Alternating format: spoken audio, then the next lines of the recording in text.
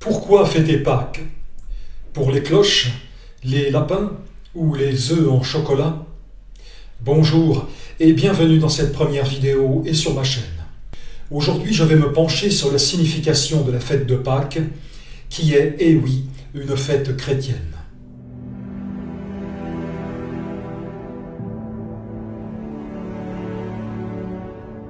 Quand on parle de christianisme, on peut parler de plusieurs choses différentes. De culture, le Pâques traditionnel, de religion, la fête de Pâques dans le calendrier liturgique, ou de foi chrétienne. Quel est le sens de Pâques pour les chrétiens? Ces trois dimensions se rejoignent dans ce qu'a laissé la tradition. Non pas les cloches, les lapins ou les œufs, mais la célébration de la résurrection du Christ pour ceux qui y croient. Pâques arrive au printemps, et c'est pourquoi le printemps est aussi devenu le symbole de cette fête, puisqu'il est le temps où la vie renaît. Le calendrier liturgique chrétien est construit autour des saisons.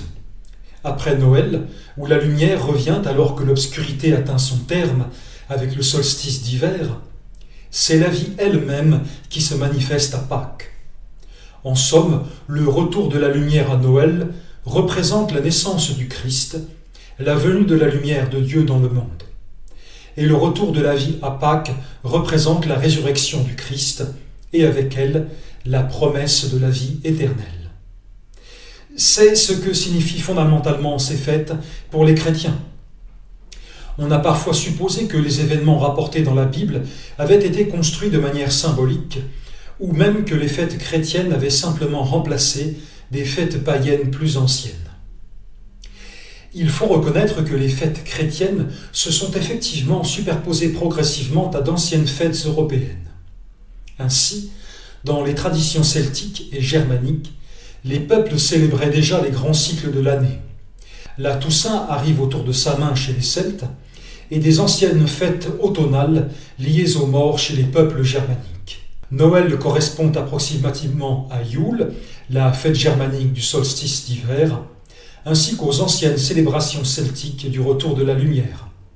Et Pâques se situe dans la période des anciennes fêtes printanières liées au retour de la vie, entre Imbolc et Beltane chez les Celtes, ou autour des fêtes germaniques du printemps, comme la nuit de Walpurgis. Mais cela ne signifie pas nécessairement que les événements chrétiens auraient été inventés pour cette raison. La Pâque chrétienne est explicitement liée dans les évangiles à la Pâque juive du printemps, célébrée au mois de Nissan.